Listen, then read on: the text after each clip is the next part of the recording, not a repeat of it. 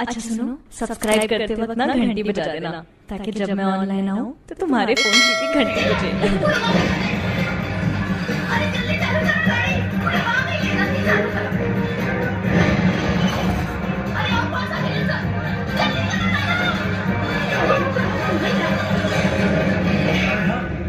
Kitchen उड़ाओ चलता रे। बहुत गर्मी हो गई बा। कहानी किचन उड़ावे चलो से। हाँ तो चिल्लात कहाँ बाड़ी? कपड़े गंदा भइल बा ना। ये ले साबुन खरीद के धो ले। अच्छा कपड़ा गंदा कर दी तू और धोई बा।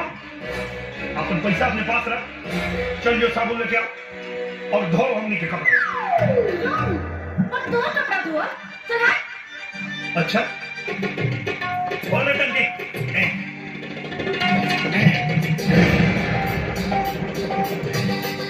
साबुन लिया के हमनी के कपड़ा धोई भी कि चलाई गई। सुना दादा, अब तो लगा था कपड़ा धोलाई में जान बाची। ये ले पैसा, फटाफट साबुन लेके आओ।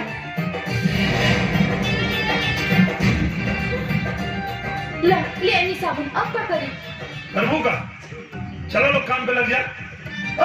चाचा हाँ बेटा, खाली पानी या लबेदा की व्यवस्था करा। आजा बेटा, छेड़ा मोड़ पे सब व्यवस्था रेडी बा। अरे देखो जब आप करे उतारे कपड़ा। ठीक है।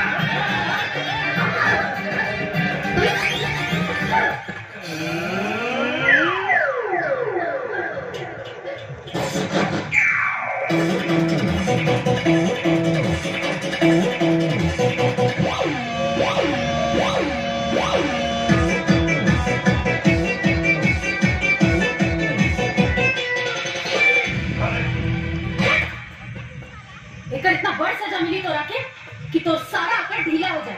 तू जानत नहीं कि हम केकर बेटी हैं। कौन बोले बाप की बेटी हो तो वैसे हमारो कुंडली में लिखल बा एक दिन बहुत बड़ आदमी के दामाद बना। सपना देखला से इंसान के औकात बढ़ ना जाला। अच्छा तब जामुन बचल बा, कहीं चड्डी धोआ देली ना तो तोरे औकात के पता चल जाए। सुनो बड़ा बाप बाप करती है के है कर बा मंत्री बाड़े, छोट मोट ना, सड़क और परिवहन मंत्री। अच्छा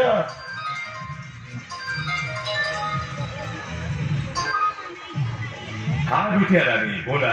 पापा आज एगो तू बड़ी के आदमी हमरा से अपने कपड़े धुला ले बा। ओकर नाम तो देखे मानो, बस हम इतना जानी ले कि वो एगो रिक्शा वाला हो। ठीक बा कैलाश जी, कहीं तू अबैये बनारस से बा। का बात है बाबूजी? बनारस में वो रिक्शा वाला तोरा बहन पे बहुत बेइज्जत कर गया। एक रिक्शा वाले की इतना हिम्मत? ऊपर तो अच्छा से इलाज करे के पड़ी। अरे बाप रे, इस सफर कहाँ से आ गई? बहुत मुश्किल से तुम्हें पता लगल बा। तेरा प्यार की जादू हमरा दिल पे जल गई बा। देखा हमारा रास्ता छोड़ दो। ना छोड़ा, छोड़ दो। आज तो हम तेरा के अपना दिल में घुसा के रहो। छोड़ दो। ना छोड़ा, छोड़ दो। ना छोड़ा, छोड़ दो। ना छोड़ा, छोड़ दो। छोड़ दो, ना छोड़ो। छोड़ दो।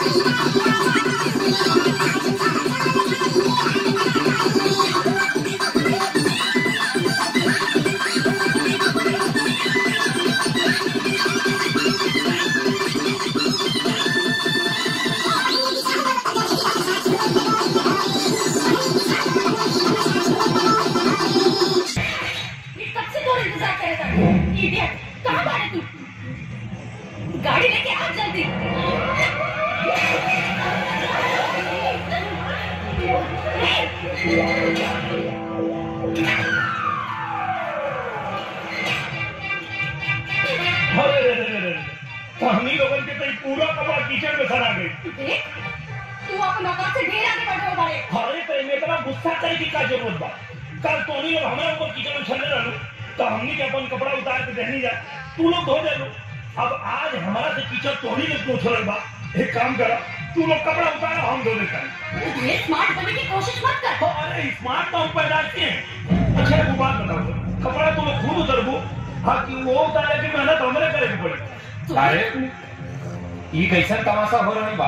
भैया ये वो रिक्शा वाला बा जे काल हमरा से अपन कपड़ा धोवले और आज देखी हमरा ऊपर कीचड़ उछलले बा। अरे तो इतना हिम्मत कि एगो पुलिस वाला के हाथ पकड़ाता रे? हाथ ना, जरूरत पड़ी तो कागज पकड़ ली। पहले गलती बताओ, ओकरा बाद हाथ उठाओ। हमरा बहन से तू कपड़ा काहे धोवले हा?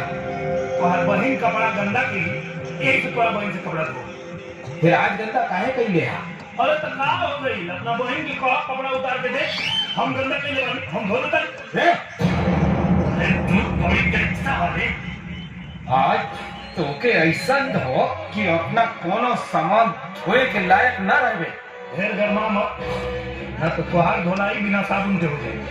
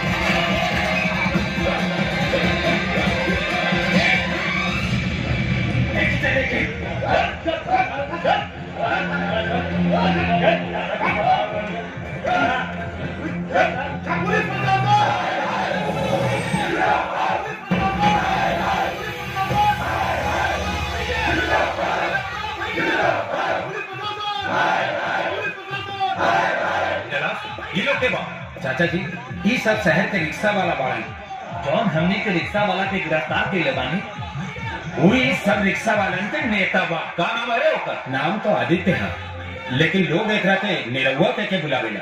ओकर तो पूरा नेतागिरी खुसेड़ दे। ऐसा गलती मत करी, ये कोनो मामूली रिक्शा वाला ना हो। ओकरा एक इशारा पे इस सब रिक्शा वाला अपन जान दे दी। ई के बारे चाचा जी रहुआ बनारस के एसपी बानी। यस, तू बहुत बड़ी गलती केले बड़ा। तू थाना इंचार्ज हो एजा के और रिक्शा वाला पे कार्रवाई केले बड़ा, तू बनारस जाके ये रिक्शा वाला का भाई छोड़ दो, वरना तोहरा साथ साथ हमार नौकरी भी चल जाएगी। ओकर चिंता मत करी, वो सब हम संभाल ले। पहले ही सोचा कि रिक्शा वाला के हफ्ता कल जाए करे के कबा 2-4 दिन थाना में बंद करके तगड़ा धुलाई हुई। हम कहता नहीं बात के आगे मत बढ़ाई। गलती राहुल भतीजी के भी बात अगर आगे बढ़ जाई तो रिक्शा वाला की बदनामी ना हुई, राहुल बदनामी हुई। सर एकरा के ऐसे जाए दी ही? हम कहता नहीं चमकी धमकी देके छोड़ दो ओकरा के।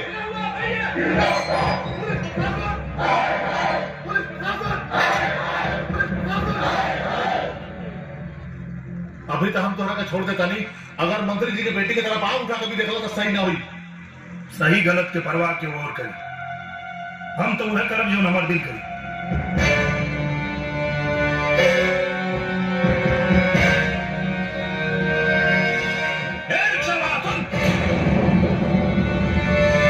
तो सकल कुछ जानल पहचान लगता। हाँ। क्या हुए रे तू?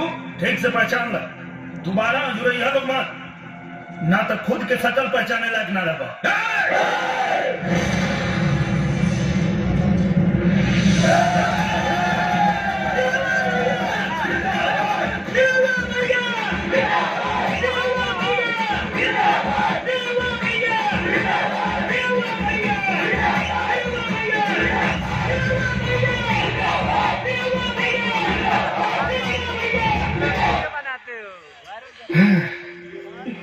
लगा दिया छे थकल बाटे, चल हाथ मुधो खाना लगा बाबू, सुजी बजा।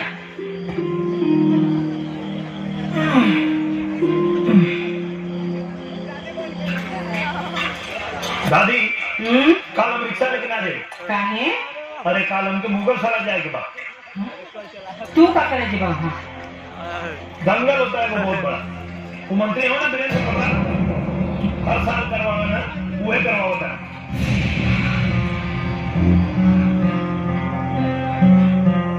लिया दादी, दादी हम कल जाए ना? ना जी बाजी, कहे हम कुछ नहीं जाना। तू कल मुगल सराय ना जेबा तो ना जेबा, बस खा चुपचाप। अच्छा दाई बेना मत बोला, हमके ठीक ना लगे। अरे दिन भर धूल माटी फाका तारा, बेनवा डोला दे तो तनी चैन से खा कर लेबा। का हो जाए जवान आदमी, तुझे आराम कर। अच्छा जवान हो गई बड़ा तो दुल्हन ही लेके आवा, वो बेना डोलाई तब तो निक लागी। हे दादी, भगवान चाहिए ना, तब तोरा आशीर्वाद से दुल्ही तो हम वही लड़की के बनाई जवान बचपन से हमारा मन में बसल गई।